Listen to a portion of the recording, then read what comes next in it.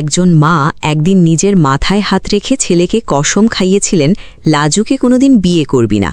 সেই একই মা আজ নিজের হাতে পরম মমতায় লাজুর সিঁথিতে সিঁদুর পরিয়ে দিচ্ছেন। শুনতে অবিশ্বাস্য লাগলেও ঘটনাটা সত্যি, কিন্তু এই ভালোবাসার মুহূর্তের আড়ালেই যেন লুকিয়েছিল আরও ভয়ঙ্কর এক ঝড়। কারণ আনন্দের সেই মুহূর্ত পেরোতেই ড্রয়িং রুমে এমন একটি সত্য সামনে আসে যা মুহূর্তের মধ্যে বদলে দেয় পুরো পরিবারের পরিবেশ।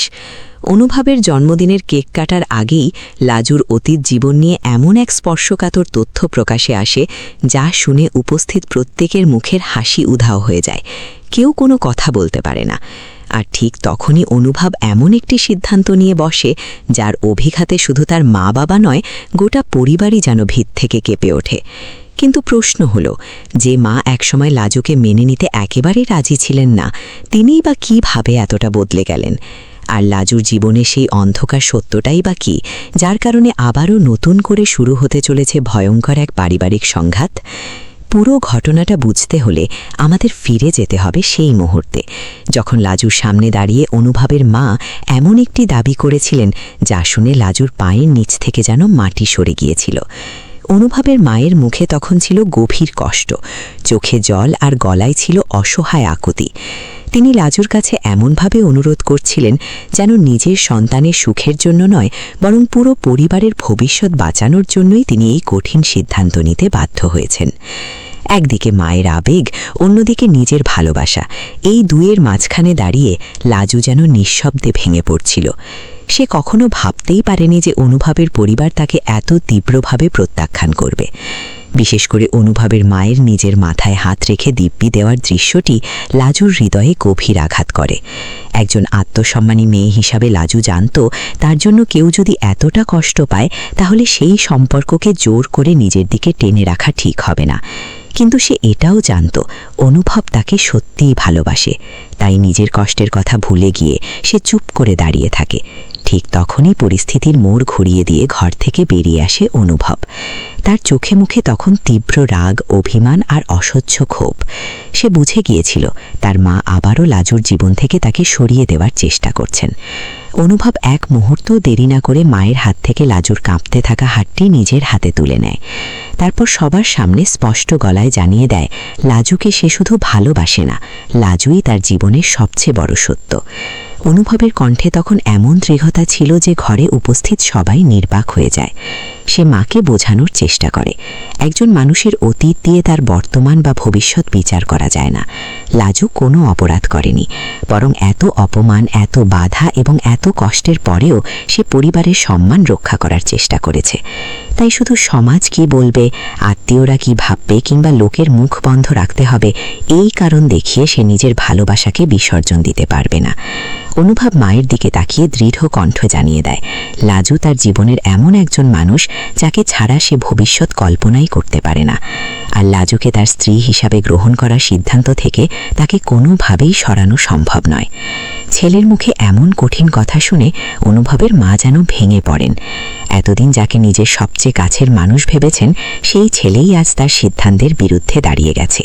কান্নায় ভেঙে পড়ে তিনি বোঝাতে থাকেন তিনি লাজুকে অপমান করতে চাননি, তিনি শুধু চেয়েছেন তার ছেলে যেন এমন কোনো সিদ্ধান্ত না নেয় যার কারণে ভবিষ্যতে তাকে সারা জীবন কষ্ট পেতে হয়। কিন্তু অনুভব তখন এতটাই উত্তেজিত ছিল যে মায়ের কোনো যুক্তিই তার কানে পৌঁছচ্ছিল না। সে পরিষ্কার জানিয়ে দেয় সমাজের ভয় কিংবা লোকলজ্জার কাছে সে মাথা নত করবে না। যে মানুষ তাকে ভালোবাসে তাকে সে কোনো পরিস্থিতিতেই একা ফেলে যাবে না। এরপর অনুভব লাজুর হাত শক্ত করে ধরে ঘোষণা করে লাজুই হবে এই বাড়ির পুত্রবধূ। এই কথা শুনে লাজুর চোখে জল চলে আসে। বাইরে থেকে সে অনুভবের ভালোবাসায় আপ্লুত হলেও ভেতরে ভেতরে তার মনে তৈরি হয় অন্য এক ভয়। সে ভাবতে থাকে তার কারণেই কি মা ছেলের এত বছরের সম্পর্ক নষ্ট হয়ে যাচ্ছে? তার জন্যই কি অনুভব নিজের মায়ের বিরুদ্ধে চলে যাচ্ছে? লাজু কখনোই চায়নি তার ভালোবাসা কারোর পরিবার ভেঙে দিক, তাই সে অনুভবকে শান্ত করার চেষ্টা করে। খুব নরম গলায় সে বলে হয়তো তার মা এখনও লাজুর অতীত কিংবা পরিস্থিতিটা পুরোপুরি বুঝতে পারেননি, সময় গেলে হয়তো সব কিছু ঠিক হয়ে যাবে। কিন্তু লাজুর এই কথায় অনুভবের রাগ কমার বদলে আরও বেড়ে যায়, কারণ তার কাছে বিষয়টি এখন শুধু ভালোবাসার নয়, লাজুর সম্মানেরও। অনুভব তাকে আশ্বস্ত করে বলে যত কঠিন পরিস্থিতি আসুক সে লাজুর পাশে থাকবে। পৃথিবীর কেউ তার প্রাপ্য সম্মান কেড়ে নিতে পারবে না। কিন্তু এরপরই আসে আরও বড় সিদ্ধান্ত। অনুভব বুঝতে পারে এই বাড়িতে থেকে লাজুকে প্রতিদিন অপমানিত হতে দেখার চেয়ে বরং তাকে নিয়ে দূরে চলে যাওয়াই হয়তো ভালো। তাই সে নিজের ঘরে চলে যায় এবং ব্যাগ গোছাতে শুরু করে। তার মনে তখন একটাই সিদ্ধান্ত, এই বাড়ি ছেড়ে লাজুকে নিয়ে নতুন জীবন শুরু করবে। এমনকি যদি তার সামনে অজানা ভবিষ্যৎ থাকে, তবুও সে লাজুর হাত ছাড়বে না। অনুভব যখন ব্যাগ গোছাতে ব্যস্ত, তখন বাড়ির অন্যান্য সদস্যরাও সেখানে এসে হাজির হয়।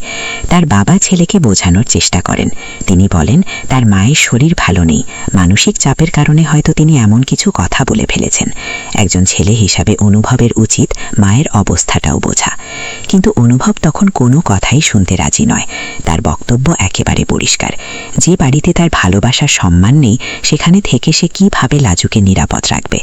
শুধু মুখে ভালোবাসি বললেই তো দায়িত্ব শেষ হয়ে যায় না, ভালোবাসার মানুষকে সম্মান দেওয়ার সাহসও থাকতে হয়।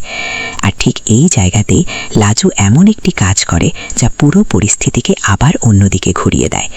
নিজের অপমানের কথা ভুলে গিয়ে সে অনুভবের হাত ধরে তাকে থামানোর চেষ্টা করে। চোখে জল নিয়ে লাজু বলে, তুমি তোমার মায়ের সঙ্গে এমন ব্যবহার করো না।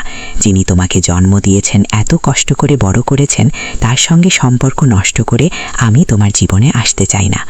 লাজুর এই কথাগুলো শুনে উপস্থিত সবাই যেন থমকে যায়, কারণ যে মেয়েটিকে নিয়ে এত অভিযোগ, সেই মেয়েটি নিজের স্বার্থের কথা না ভেবে অনুভব আর তার মায়ের সম্পর্ক বাঁচানোর চেষ্টা করছে। লাজু চাইলে অনুভবকে বলতে পারত, আমাকে নিয়ে এই বাড়ি ছেড়ে চলে যাও, কিন্তু সে তা করেনি। বরং সে নিজের ভালোবাসার চেয়েও অনুভবের মায়ের সম্মানকে গুরুত্ব দিয়েছে। আর লাজুর এই ত্যাগী মনোভাবই অনুভবের কঠিন মনেও ধীরে ধীরে অনুশোচনার জন্ম দেয়। সে প্রথমবারের মতো ভাবতে শুরু করে, লাজু কি সত্যিই এমন একজন মেয়ে যার জন্য তার পরিবার এত ভয় পাচ্ছে, নাকি সবাই লাজুকে ভুল বুঝছে। অন্যদিকে অনুভবের মা মুখে কিছু না বললেও লাজুর প্রতিটি কথা গভীরভাবে শুনছিলেন। হয়তো তার মনের ভেতরেও প্রথমবারের মতো প্রশ্ন তৈরি হচ্ছিল, যে মেয়েকে তিনি এতদিন নিজের ছেলের জীবনের জন্য বিপদ মনে করেছিলেন, সেই মেয়েই তো আজ তার ছেলেকে মায়ের বিরুদ্ধে যেতে বাধা দিচ্ছে। তাহলে কি লাজুকে নিয়ে তার ধারণাটাই ভুল? কিন্তু এখানেই গল্প শেষ নয়, কারণ লাজুর অতীত নিয়ে যে রহস্য এতদিন চাপা ছিল, সেটাই এবার সামনে আসতে চলেছে। আর সেই সত্য প্রকাশ পাওয়ার পর অনুভবের মায়ের মনোভাব আবারও কোন দিকে ঘুরবে, সেটাই এখন সবচেয়ে বড় প্রশ্ন। কারণ একদিকে ছেলের ভালোবাসা, অন্যদিকে সমাজের ভয়, আর তার মাঝখানে দাঁড়িয়ে লাজু।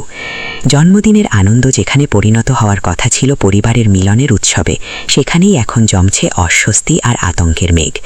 কেক কাটার মুহূর্ত যত এগিয়ে আসছে, ততই যেন কোনো অদৃশ্য বিস্ফোরণের দিকে এগিয়ে যাচ্ছে সবাই। আর ঠিক সেই সময় লাজুর অতীত জীবনের সেই অন্ধকার সত্য সামনে আসতেই পুরো পরিবার স্তব্ধ হয়ে যাবে। অনুভব কি তখনও লাজুর হাত শক্ত করে ধরে থাকবে, নাকি সত্যিটা শুনে তার নিজের সিদ্ধান্তেও আসবে বড় কোনো পরিবর্তন? আর সবচেয়ে বড় কথা, যে মা একদিন লাজুকে নিজের ছেলের জীবন থেকে দূরে সরিয়ে দিতে মাথায় হাত রেখে কসম খাইয়েছিলেন, সেই মাই যখন নিজের হাতে লাজুর সিঁথিতে সিঁদুর পরিয়ে দিলেন, তখন তার এই পরিবর্তনের পেছনে আসল কারণ কি? এই প্রশ্নের উত্তরই এখন গল্পের সবচেয়ে বড় রহস্য। কারণ সামনে যে ঘটনা আসতে চলেছে, তা শুধু অনুভব আর লাজুর সম্পর্ককেই নয়, গোটা পরিবারের ভবিষ্যৎকেও বদলে দিতে পারে। তাই আগামী পর্বে লাজুর জীবনের সেই গোপন সত্য কিভাবে প্রকাশে আসে, অনুভব সেই সত্য জানার পর কী সিদ্ধান্ত নেয়, এবং শেষ পর্যন্ত অনুভবের মা লাজুকে সত্যিই নিজের পুত্রবধূ হিসাবে মেনে নিতে পারেন কিনা, সেটাই এখন দেখার বিষয়। গল্প যত এগোচ্ছে, লাজু অনুভবের ভালোবাসার পরীক্ষা ততই কঠিন হচ্ছে। আর এই পরীক্ষায় শেষ পর্যন্ত কে জয়ী হবে, ভালোবাসা নাকি সমাজের ভয়? উত্তর মিলবে পরবর্তী পর্বেই।